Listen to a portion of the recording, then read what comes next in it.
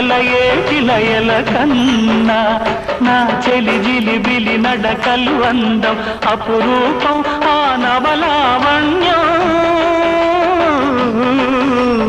అపురూపం ఆ నవలావణ్యం అది నా మదిలో చెదరని స్వప్నం